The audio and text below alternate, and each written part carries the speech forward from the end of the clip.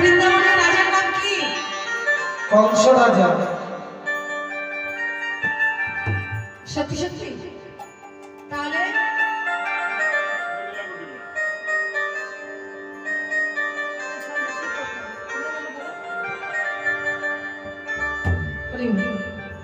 বৃন্দাবনের রাজার নাম কি?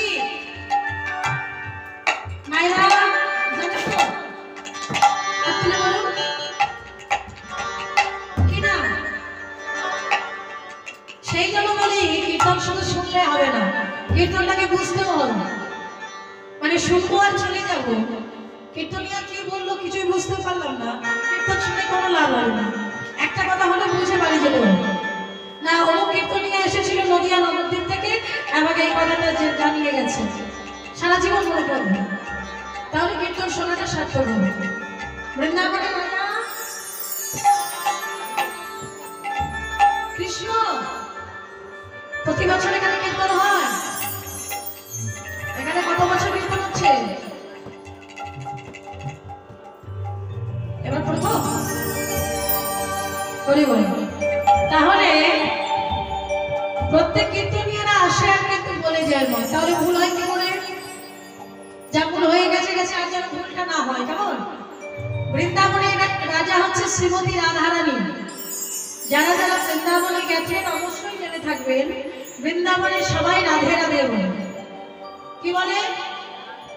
কি বলে? মনে থাকবে। যদি কোনো কীর্তনীয় বলে যে বৃন্দাবনের রাজার নাম কি, এক কথায় বলে দেবেন রাধা রানী। মনে থাকবে।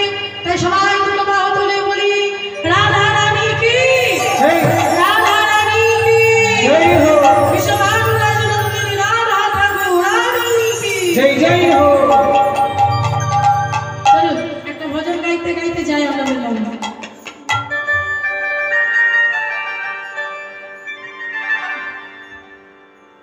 मेरा मन पंछी बोले,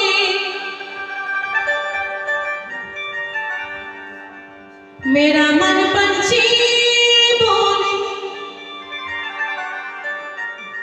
आज वृंदावन जाओ, ब्रज की लता पता मैंने।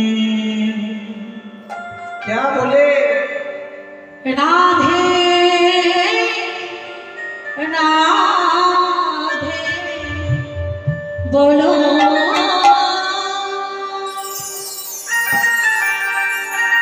মায়েরা মুখটা তুলে বলতে হবে, এই হাতগুলো একবার ডাউন হচ্ছে, এমন করে উলুধ্বনি জয়ধ্বনি করবে যাতে যারা বাড়িতে শুয়ে আছে তারা যেন ঘুমিয়ে থাকতে না পারে, তারা যেন ঘরে বসে আফসোস করে কেন গেলাম না। কেমন? তো জোর সে প্রেম সে উলুধ্বনি হরি হরি।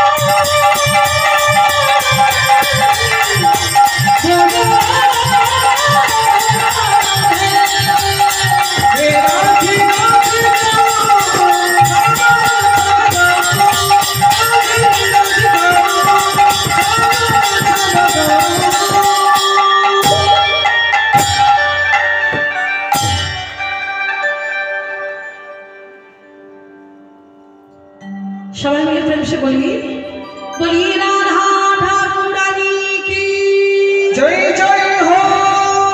অষ্টসখী শিরোমণি রাধা ঠাকুর রানী কি জয় হো।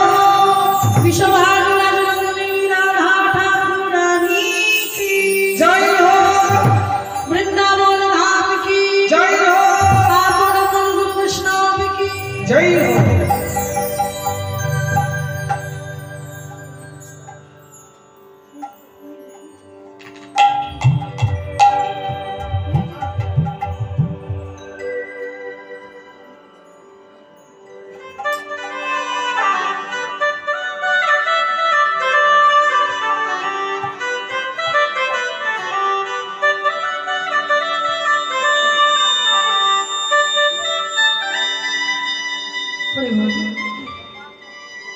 সবাই আমরা চলে এসেছি মধুময় শ্রীরাম বৃন্দাবনী।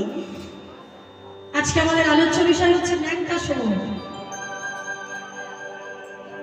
মানে সুবল বেশি আমার রাধারানীর সঙ্গে মিলন হবে বলে পালা বেছে বেছে আমাকে সুন্দর দেওয়া হয়েছে ভগবানের জন্য। খুব রসের একটা লিন, আনন্দ করে শুনতে হবে, আনন্দ করে বুঝতে হবে। বলে বলে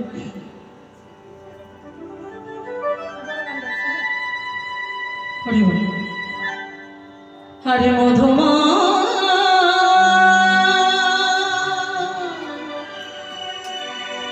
শ্রী বৃন্দাবনে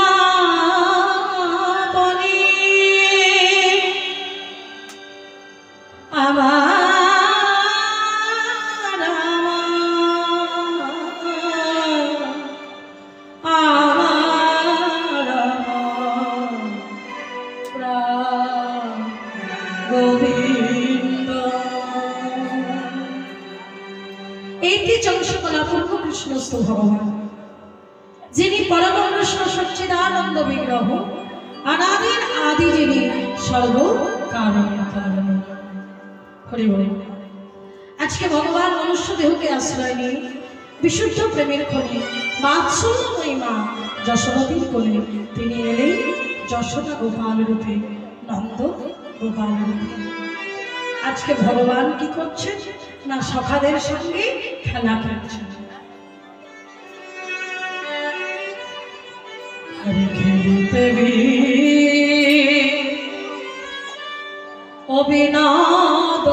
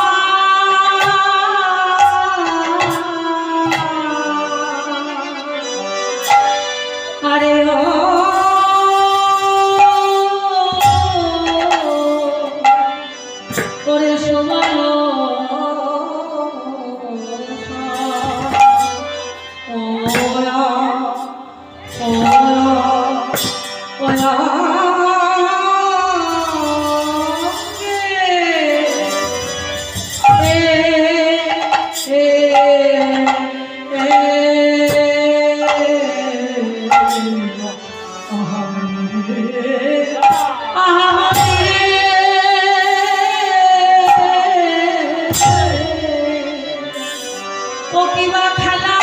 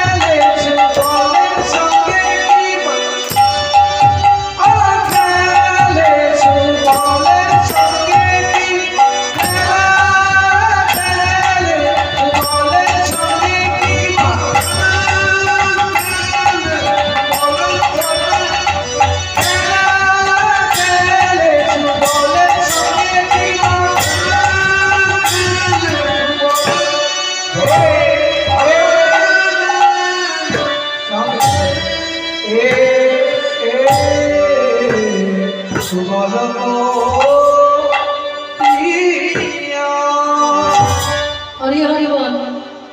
আজকে ভগবান আমার খেলছেন বা কার সঙ্গে? আরে খেলিতে বিনোদ খেলা,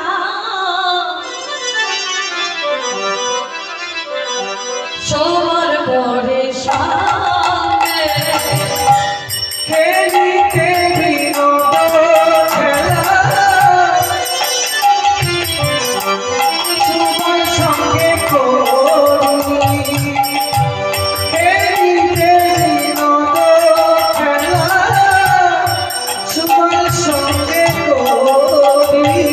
আর নিরঞ্জন দিয়া স্বয়ং শ্রী হরে আর নিরজনে আসিয়া কহিছে শ্রী হরি। আর নিরঞ্জনে আসিয়া কহে শ্রী হরে নিরজনে আসিয়া কহে শ্রী হরি। আর নিরঞ্জনে আসিয়া স্বয়ং শ্রী হরে।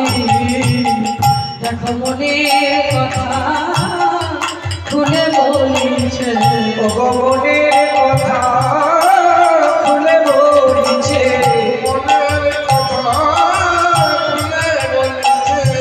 আয় শনি রে আমার ভাই রে সুমন, মনের কথা খুলে বলিছে। আজি আলোয়া ধরে না রে, ওরে শোনে আমার ভাই রে শুভ, শোনে আমার ভাই রে শুভ, তাই বলে হরি শোনে আমার ভাই রে শুভ, শোনে আমার ভাই রে শুভ।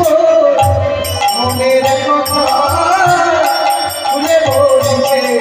আর নিরজনে আসিয়া কহে হরি।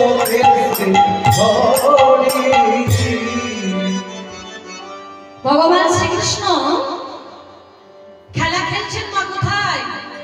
বৃন্দাবনে। মায়েরা ভগবান খেলছে কোথায়? না বৃন্দাবনে। কতজন সখাদের সঙ্গে খেলছে ভগবান? 24 জন সখাদের সঙ্গে। আচ্ছা, ভগবানের 24 জন সখার নাম কি মায়েদের জানা আছে? আমি বলবো? যদি জানা থাকে তাহলে কষ্ট করে বলবো। হরি বল। আজকে ভগবান শ্রীকৃষ্ণ 24 জন সখাদের সঙ্গে খেলছেন। সঙ্গে আছেন দাদা বলরাম আর ভগবান শ্রীকৃষ্ণ। 24 জন সখাদের নাম কি? শ্রীরাম, সুদাম, দাম, বসুরাম, সুবল, মহাবল, শোভাবল, মহাবাহু, স্তকৃষ্ণ, অর্জুন, লবঙ্গ, মধুমঙ্গল, হলাউদ, অরুধম, গন্ধর্ব, কিঙ্কিণী, অংশুমান, ভদ্রসেন, বসন্ত বিলাসী, কোকিল, কলবিক, উজ্জ্বলার কুন্ডলী। এই হলো ভগবানের 24 জন সখা। আর এই 24 জন সখাকে নিয়ে ভগবান খেলছে মধুর খেলা, বিনোদ খেলা। দেখো আনন্দেতে করেন খেলা, আনন্দেতে করেন খেলা, প্রেমের বনমালী, প্রেমের বনমালী, প্রেমের বনমালী, প্রেমের বনমালী। আনন্দেতে করেন খেলা, আনন্দেতে করেন খেলা, প্রেমের বনমালী, প্রেমের বনমালী, প্রেমের বনমালী, প্রেমের বনমালী। হরি বল।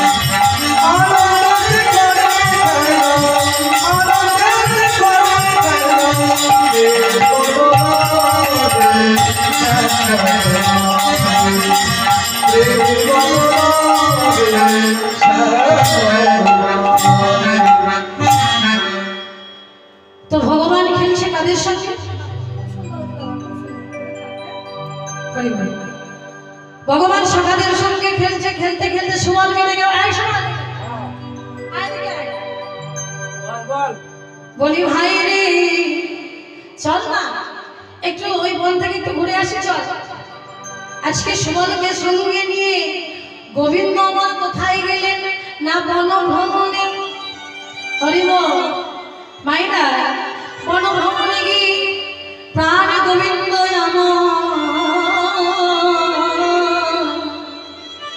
প্রাণ গোবিন্দ আমার আজকে একটা নতুন খেলা খেলবে। তাই সুবলকে বলছে জানিস ভাই তোর অমিয় মাখা বদন দেখে আমার মনে পড়ে গেল শ্রীমতী রাধা রানীর কথা। ওরে সুবল রে, তুই হলি আমার মরম সখা।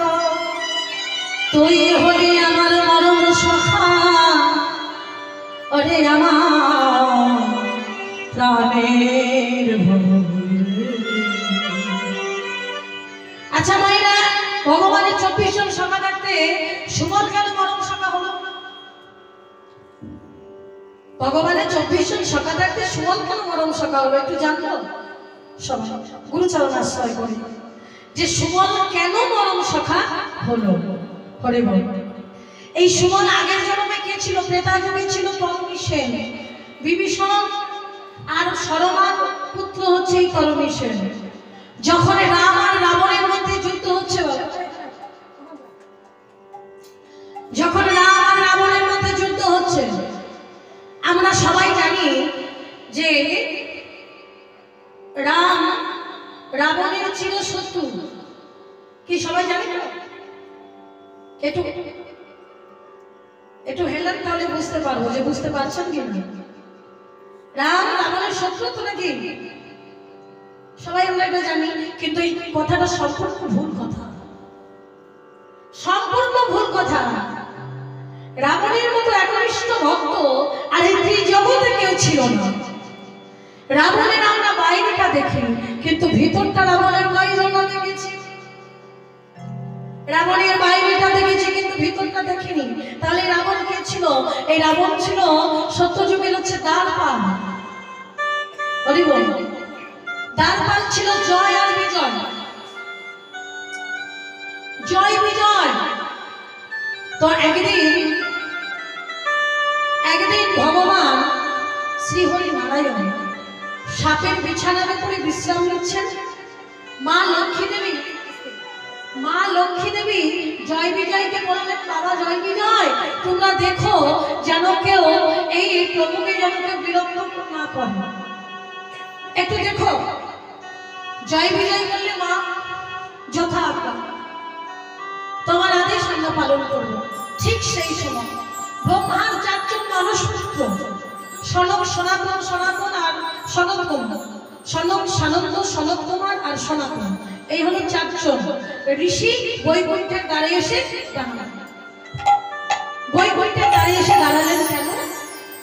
এইবার জয় বিজয়কে বলছে, জয় বিজয় দ্বারটা ছেড়ে দাও, দ্বার ছেড়ে দাও। কেন না আমরা প্রভু দর্শনে যাও।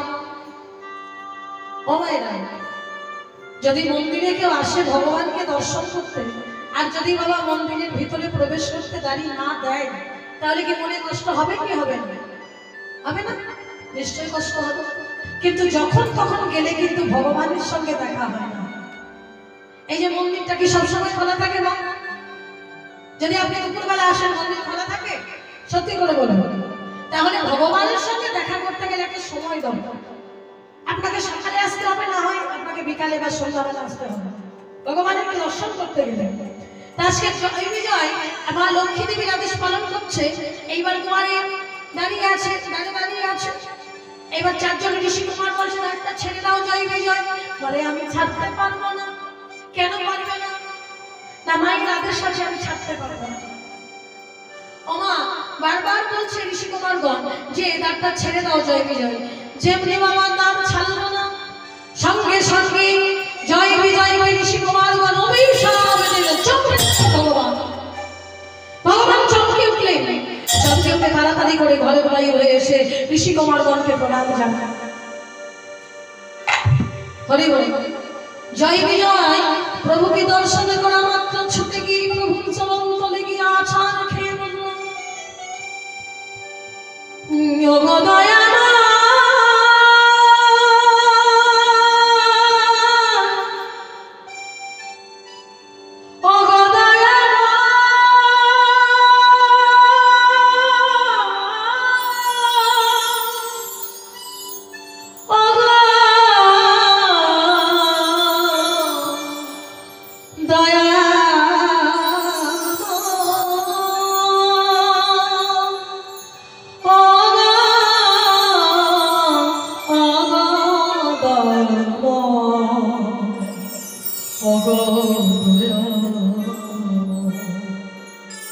প্রভু প্রভু ঋষি কুমারগণ আমাদের অভিশাপ দিয়ে দিয়েছে, আমরা তো মায়ের আদেশ পালন করছিলাম মাত্র। সঙ্গে সঙ্গে ভগবান ঋষি কুমারগণের কাছে এসে বলছেন যে জয় বিজয়ের শাস্তিটাকে একটু কমানো যায় না? বলে যে অভিশাপ দিয়েছি সেই অভিশাপ আর ফেরাতে পারবো না। কেন না, ঋষি কুমারগণ যদি একবার অভিশাপ দিয়ে দেয় সেই অভিশাপ কিন্তু আর ফেরানো যায় না। আচ্ছা, শাস্তিটা একটু কমানো তো যায়? বলে দুটো উপায় আছে। একটা উপায় হচ্ছে জয় বিজয় এই রাক্ষস করে জন্মাবে ঠিকই, মর্তধামে যাবে ঠিকই, বিষ্ণুর উপাসক হয়ে যাবে, কিন্তু 7 জন্ম কষ্ট পেতে হবে। আর যদি ভগবানের শত্রু রূপে যায় 3 জন্ম পরে ভগবানের চরণ পাবে। যেই কথা বলেছে বাবা, সঙ্গে সঙ্গে জয় বিজয় বলে উঠলেন, দয়াময় আমরা তোমার শত্রু হয়েই যাব, তোমার চরণ ছেড়ে বেশি দিন আমরা থাকতে পারবো না, আমরা যাব তোমার শত্রু রূপেই আমরা যাব ধরাধামে। কিন্তু প্রভু কথা দাও, তুমি কথা দাও যে আমাদের উদ্ধার করতে স্বয়ং তুমি যাবে। ও দয়াময়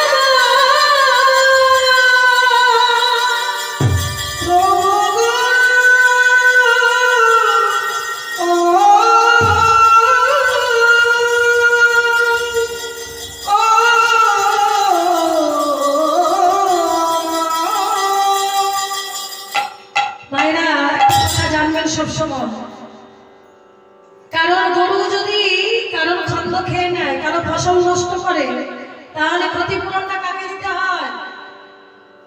কাকে দিতে হয় বাবা? মালিককে দিতে হয়। তাহলে ভক্ত যদি অপরাধ করে ফেলে তাহলে বাবা ভগবানকে সেই ক্ষতিপূরণটা দিতে হবে, তাই না? তাহলে বর্তমানে লোকে জয় বিজয় কিন্তু সত্য যুগে হিরণ্যাক্ষ হিরণ্যকশিপু রূপে এলো, ভগবান বধ করলো, হিরণ্যাক্ষকে বধ করলো ওমা বরাহ রূপ ধারণ করে, আর হিরণ্যকশিপুকে বধ করলো নৃসিংহ রূপ ধারণ করে। হরি বল হরি বল। আর সেই হিরণ্যাক্ষ হিরণ্যকশিপু ত্রেতা যুগে জন্মগ্রহণ করলেন ওমা এই রাবণ আর কুম্ভকর্ণ। তো যখন রাম রাবণের মধ্যে যুদ্ধ হচ্ছে, রাবণের পক্ষে মেঘনাদ বধ হয়ে গেল, হরি বল, সবাই মারা গেল, আর কেউ নেই। রাবণ রাজা গালে হাত দিয়ে চিন্তা করছে, এইবার স্বয়ং আমাকে যেতে হবে ভগবানের সঙ্গে যুদ্ধ করতে। বা ভালোই হলো, এই দিনের আশায় তো আমি বসেছি।